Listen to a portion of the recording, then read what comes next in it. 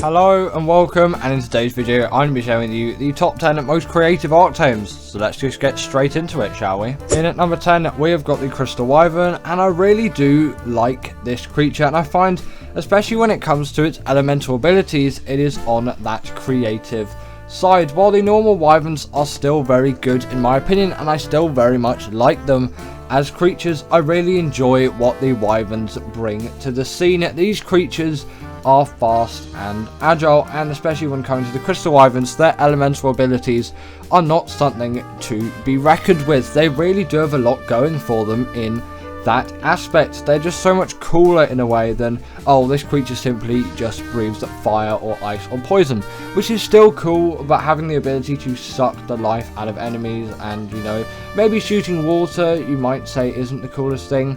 But still, that Blood Crystal Wyvern is the favourite of mine. I love the ability that it gives off. And from model design as well, these things are all looking way nicer. And the tame method, in my opinion, is a little bit more interesting. While yes, it's fun and enjoyable to go down into the depths of the Wyvern trenches and find whatever you can salvage from there, you're really not going to get the same enjoyment. At least I don't get the same enjoyment from doing the passive tame with this creature, as I find that to be much more enjoyable from my perspective. In at number 9 we have got the Mantis, and come on, this creature does deserve to be here.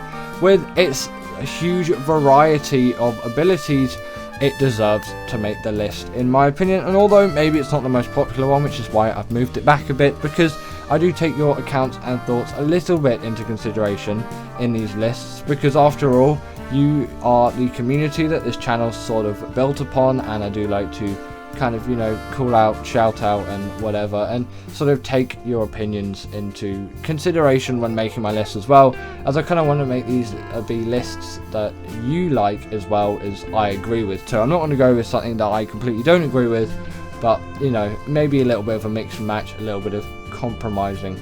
But the Mantis for me is definitely one of mine from my mind. I love going around and just shredding through many Ovis on Raasclark and getting tons of muscle on this thing. They're great for metal gathering as well. You can get picks on this thing. The only thing you really do have to be careful about in some sense is durability does drain it much faster on a Mantis than really just you using it by hand, but it's so much more fun and so much more enjoyable. You might as well give it a go, and they're not the hardest tames in the world. They can take a little bit of elbow grease, but it shouldn't be too bad.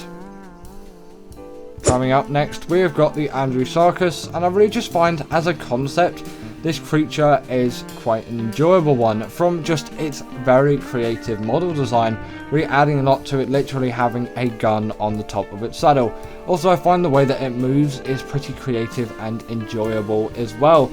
I like this creature in a lot of ways more than something like the Thyla or the Sabertooth, because it just seems to bring a lot more to the table. Again, that mobility on this creature is purely insane, and I can't get round the pure insanity of just how much I love a creature like this. It really does go hand in hand with my playing style, and the gun on the top is just a nice neat extra that I just really enjoy.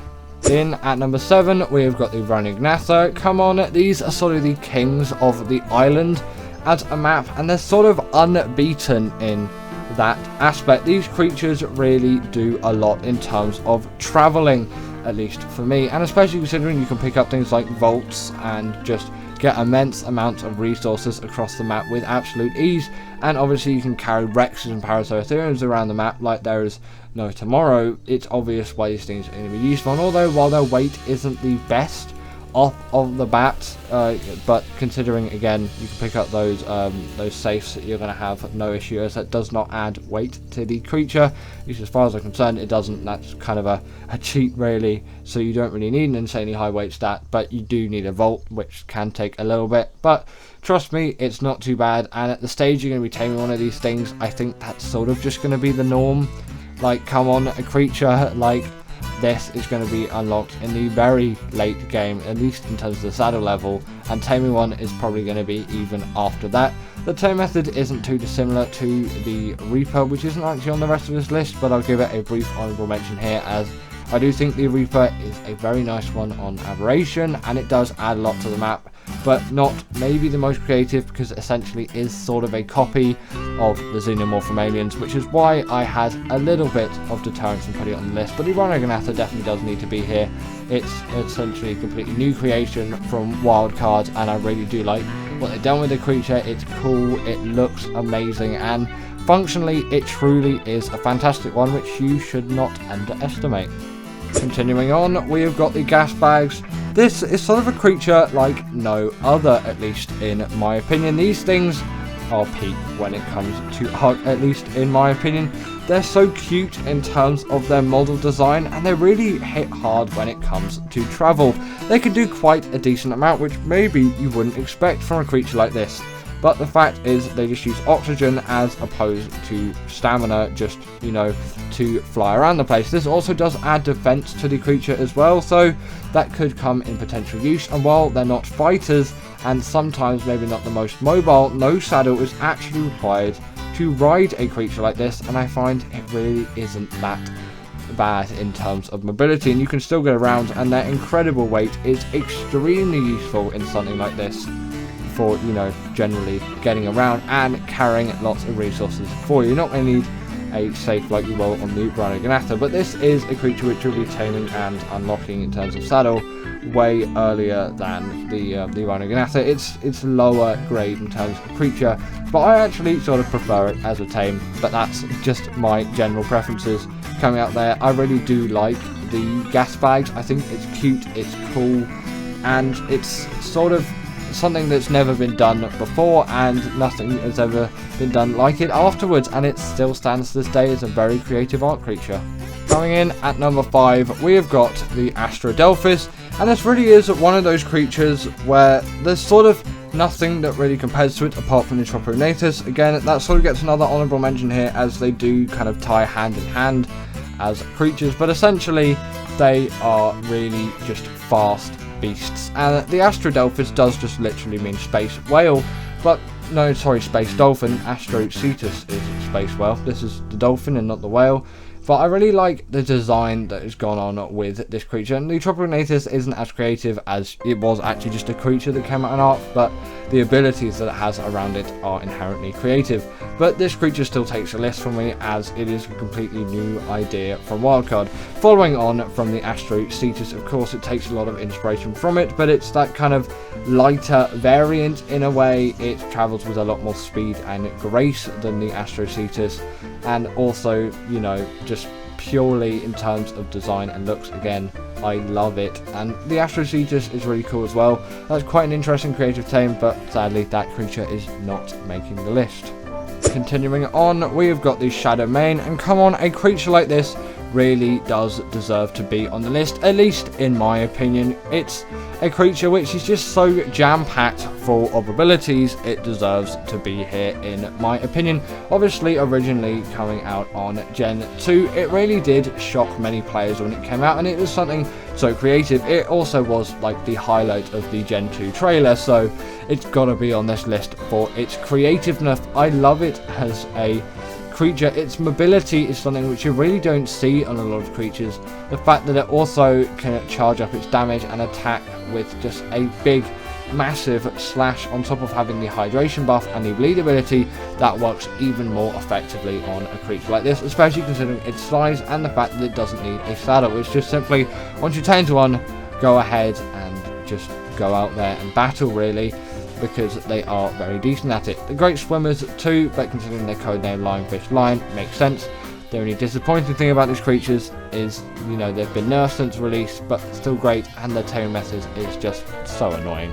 In number 3, we have got the Velonosaur, and this is just one of those creatures where I think it needs to be on the list for me. Nothing has been like the Velonosaur just in any sense. Before it and after it, nothing really can compete with it in that sense. There is nothing like it. I just love this creature and the ability that it offers, where it just shoots its spines from its body into enemies and it can shake them off to them as well. It's something which you don't see on Ark creatures, and you haven't seen on Ark creatures since, you know, this thing actually released. Obviously the Velonosaur is a good upgrade to it, spawning on Gen 2, and I love that creature too, but it is the same one at the end of the day, and that shows its creativeness. Nothing is like it, and it works really well and effectively. Maybe not at the range that I'm showing you here, but still I think it stands, and at longer ranges or mid ranges, which is probably where you're going to be using this thing the most, it really does work effectively to ping off those enemies. It's sort of like your own personal turret, and while you could use turrets, it just seems like a more enjoyable way to use it like this, to have a creature like this to use as a turret. I wouldn't use it in a PvP scenario like a turret, but still for going around by yourself, you can ping off enemies from afar before they even get to you. At number 2, we have got the Maywing, and this creature is one where I just love it. Okay, it's so good at traveling, and its model design is fantastic. It works really well as a creative creature. Would you expect a giant gliding flying platypus from Genesis Part 2?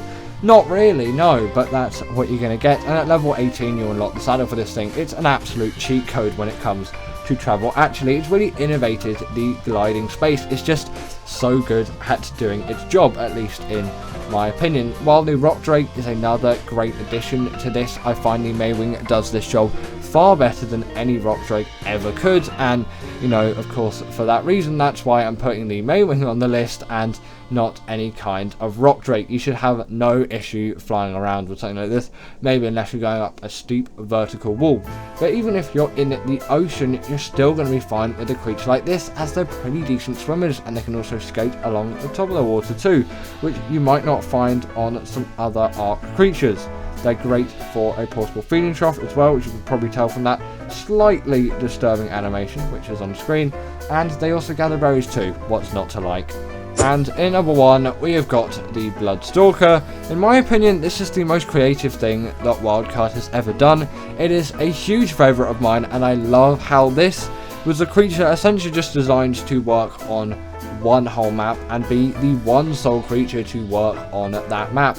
It is a beast at traversing Gen 1, and since it's the only real effective travel mount on the map, it really has been designed for any kind of lava biome, water biome, bog biome, or ice biome. Just basically everything, okay? The Bloodstalker can do everything, and while it can't walk in lava like a Magmasaur, it certainly is a great swimmer, and it's my favourite underwater tame actually. If you ever checked out my underwater tames video, I'll leave a card up there actually, if you want to go watch that, if I remember to leave a card up there. That is honestly it's a great creature for it, okay? And I also quite like the video as well. I like what I did on the list there, because I agree with it quite a lot. Obviously it is me at the end of the day, but even when you get out of the water, you've still essentially got a Spider-Man as a creature, and you can just go around the place with absolute ease, and you should have no issue with traversing the landscapes. You should just have no issue traversing with a creature of this skill, in my opinion. And also, if you're running low on health, you can always just nick a bit off another creature, you know, you might as well. They really do stand, in my opinion, for all of that. They are great little critters for travelling around the place, and I find they're so creative in design. In at number 10, I simply had to put the Velonosaur. I really do love this as an Ark creature, and sort of just as a general concept. It really does work well with its spine attack abilities just being one of the most enjoyable in my opinion, and it's sort of sad that Wildcard never really revisited this creature and sort of added something similar to it, but it also is technically a good thing too. It stands by its own, and with the R Velonosaurs on Genesis Part 2, you've got some even better ones out there if you wish to have the upgraded version, but both still offer a lot of versatility in the combat scene. Of course you wouldn't use them that close to a theory, but you know, it's just for proof of concept in the B-roll. And their stamina also goes on for absolutely ages. You're going to have no problems with stamina drain on a creature like this. They truly are one of the most enjoyable in my opinion. Next up, I've decided to put the Rhinognatha, and although not a big favourite of mine, just for other reasons, which I won't get into today because I still really like the creature and it's not really valid in my opinion, but my brain is my brain. This creature just can do an incredible amount, and that ability to pick up just such large creatures still always is fascinating and enjoyable to me. Like picking up Rexes and Paraceratheriums and things like that, that just seems really insane to me, and it excites me every time I see one of these things do that, or just generally when I do it, because you always think of carrying creatures like that in a cryopod or soul traps, because who really uses cryopods unless you're playing on official or on console? Just use soul traps. They're just far better. They are a little bit rare sometimes, I find, to actually tame, and the tame method is pretty enjoyable too, as long as you get it right. It's exactly the same as the Reaper tame method, except it just impregnates a dino instead of your own self, and you're also going to need a bunch of resources, which will appear on screen at some point, rather than the XP. So the tame method, in my opinion, isn't quite as enjoyable as the Reaper, but that creature's later on the list, and I think we'll talk about this thing a little bit later, but still a very enjoyable creature to ride around on, deal damage with, and pick up insanely large creatures with. Next up, I've decided to put the gas bags on the list, as the idea of the gas bags still just really excites me as an Ark player, and it's sort of comedically funny in the way it moves. It's just basically passing gas as it moves through the sky, because it doesn't actually fly in the sense of using its wings. It simply uses its air, which it fills up through its mouth. So, you know, it's a funny concept from Wildcard, and I really enjoy it, and once you get round controlling one, it can be a very fun experience to have around friends. And even if you're not great at flying one like I was in the B-roll, I should really update this at some point, you can still have a heck of a time as well, as long as you don't end up losing everything and getting things killed, because there obviously is a probability to some extent, which, you know, you always got to be careful out there. Ark is Ark at the end of the day, and it will throw you under the bus quite a lot. This is a really great traveller of heavy things, though. It has a great amount of weight, and it flies at quite a decent speed. Doesn't even need a saddle. The saddle's only there if you want to bring a mate along with you, which is why I said it's quite good if you've got a friend too. Just really adds to the enjoyable level of this creature, but also just playing games with your friends is generally more enjoyable than just playing it by yourself. In at number 7, we've got the Baryonyx, and I simply have to put this creature here, at least in my opinion, because of the huge experience that I've had with a creature like this. It really does excite me as an Ark tame. It is such an easy one, and yet so useful and versatile to the general Ark player. A lot can be done with a Baryonyx that really can't be done with other creatures, at least within the range of when you're going to be taming this thing. Its saddle's dirt cheap as well. It is an insanely great caving mount, capable of fitting into any sort of cave with absolute ease, apart from the artifacts of Skylord, but basically a dung beetle's not even going to fit in that either. You've got to crouch through bits of that. There's not really a point of bringing creatures into that cave. But when you do bring this into any sort of cave, you're going to demolish all creatures that you can find in the area. You'll have absolutely no issues with that whatsoever. You're going to tower through tons and tons of creatures and just have no issues whatsoever, health wise and damage wise, because they really do pack. They're great at swimming as well. With their spin attack, they can stun creatures like the size of Megalodon. They truly are fantastic tames, really enjoyable to ride on, and just generally really enjoyable creatures. Coming up next, we have got the Desmodus, and for me, is there really anything more fun than just a blood bag farm that can also do 30% of your tames with a click of a button? It is just such an enjoyable creature to have around. The Sanguine Elixir, again, 30% of your tame is done like that with a click of a button, and their blood bag farms. And for a creature later on the list, that is going to be an extremely useful thing for me. Might not be quite for you, but definitely for me. But even if you're thinking of taming more Desmoduses, it's still going to be useful to you. They have the glide ability as well, and they are rapidly fast flies. You're never going to be let down by the speed of these things, at least I'm not in any sense. And they can also grapple onto walls, vertical surfaces, or ceilings, like a Tapejara, which is another quite nice creature, although I think I'm not really too fond on it. The Desmodus is definitely a far better creature in my eye. Spawns on Fjorda, really isn't too difficult to tame. Your first one is obviously going to be the hardest, but then you've got a Bloodbag farm, so it really isn't going to be too difficult for all the others.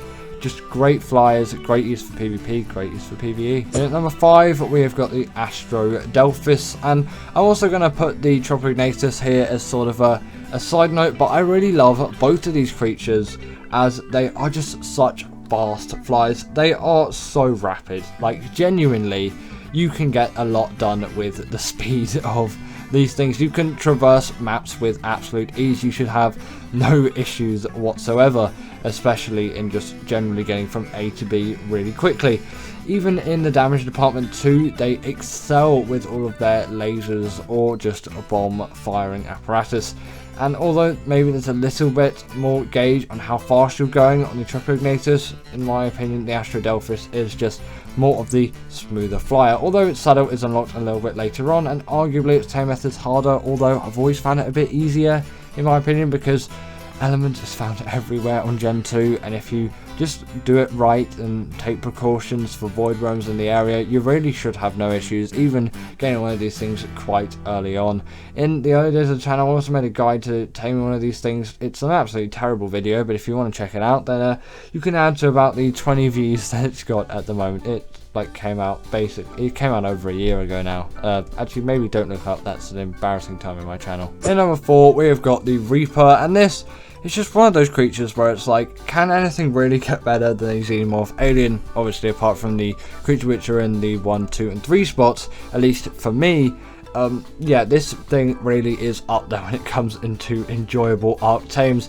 It is such a great marathon to tame one of these things with its, some may say, laboriously long method, and also quite difficult one too, but I find it really isn't too bad once you get into it. And if it all goes well for you, which if you prepare enough it should, unless Ark's just being Ark and it absolutely ruins everything for you, then it should be a reasonably enjoyable experience. Simply trap it and get its health below 1000, that being a Reaper Queen of course, and then you need to let it impregnate you, get loads of XP, and then once your Reaper baby is born, try and claim that thing. Some Reaper pheromones will help if that baby's still trying to kill you, because it probably will, to be honest. They're not strictly necessary, at least I'm pretty sure, so I don't think you have to feed them to it early on, but I would keep them there for safe measure. They're not quite the hardest things to get, but it will take a little bit of elbow grease.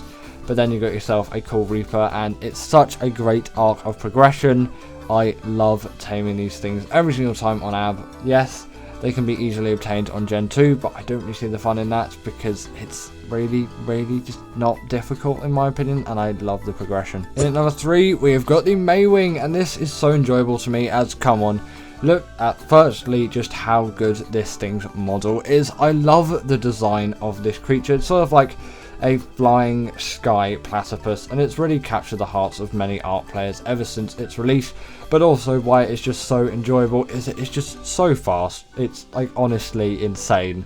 This thing travels at such a pace, basically nothing can keep up to it unless it's had insane movement speed levels put into it, which isn't possible on basically all these servers out there, because little have fly speed leveling. I'm also pro fly speed leveling, by the way, if you're wondering.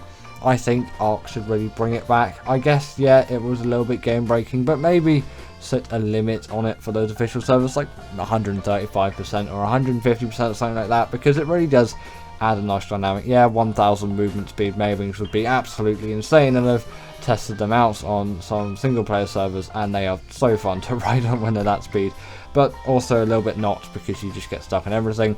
That's a portable feeding trough, so it is an enjoyable thing for breeders. They're pretty decent swimmers too, and they can gather berries, but the main reason why they're here is just the Maywings are so good with their speed. It's honestly insane. In number 2, I've decided to put the Bloodstalker, as this is my favourite all-time, just basically general travelling mount out there. While I love the Maywing and it's got loads of great speed on it, for just generally all travel combined, that including underwater travel especially, because I do actually spend quite a lot of time down there. I don't know why I've been doing that as of late, but I'm just really enjoying it, I guess. Just for general travel on the surface as well, they work so effectively, and they are my favourite travel mount at the moment. Not only can you see all the aggros of the creatures, but they are fast in literally any environment, underwater and on land. Maybe not in lava, but I don't think any creature is, apart from the Magmasaur, but that's not on the list because it really isn't one of my favourites out there, at least just generally in my opinion. but I do find these things to be very quick and agile in basically every environment that you're going to face. Again, the underwater environment travel of this creature is just insane, and that is one of the main reasons why I'm putting it here, as yes, a Basilo is immune to all the electric eels and jellyfish, but you can easily skip away from them with a creature like this, and you can see if that aggroed onto you well before they even reach you, which is why these things are just amazing. There's just so much peace of mind put into this creature, and they've really seemingly been so well designed for all of these environments, and I just love them dearly, especially with the Desmodus being bloodback farms. I can tame as many of these things really as I want, but usually I'll just settle for one high level, maybe get another one, and then I've got a breeding pair, and then I'll breed them together, and then just take the baby of that, ride it around, and then if it dies, I'll just breed those two Bloodstalkers together again, and boom, I've got another Bloodstalker. But I'll usually keep a couple of babies spare, because you should always keep some spare of your favourite dinos. And coming in at number 1, we've got the Deinonychus. I really can't find anything that is more enjoyable just as a general creature to me like the Deinonychus. It is such a good one for any kind of boss fight. It just deals a heck of a lot of damage, really, and with the bleed ability being inflicted on bosses as well, it is an all gore out fight, and I really do like these creatures for that. It adds just a sort of comicness to these creatures, and that's something which I really enjoy. Just there's blood spewing absolutely everywhere on this Bronto, and soon enough it is very much dead. With the pack buff too, you are buffed like absolute hell, and you've got tons of these things going after you as well, obviously along with you as sort of your pack mates, to help those boss fights go by as quickly as possible. Even for longer ones like the Master Controller, I find they still work well. Yes, a couple of health mutations are probably required, but it's not the hardest thing in the world to get those done, at least from my experience. Yes, on official everything it's still going to be a pain, but I'm working with 2.5x rates here with 5x on breeding, because I don't like to wait quite that long. Because a Giga taking a week on official is something which I really don't want. That's raising time, by the way. They can also scale any kind of wall or vertical surface with absolute ease. The climbing and the sort of parkour that these creatures offer is one which is sort of highly sought after. The Thyla does it very well too, but the Deinonychus is just a better creature overall. The only thing it lacks is that underwater travel, but realistically I'm not going to be using it for that. I'm just using it for everything else. But anyway, that is the end of today's video. I really hope that you all enjoyed. And also, if you didn't agree with my list, then make sure to put your 10 in the comments below. Put your most enjoyable creature for you as well, because you've just heard my opinions, but I want to hear yours. I'll see you later.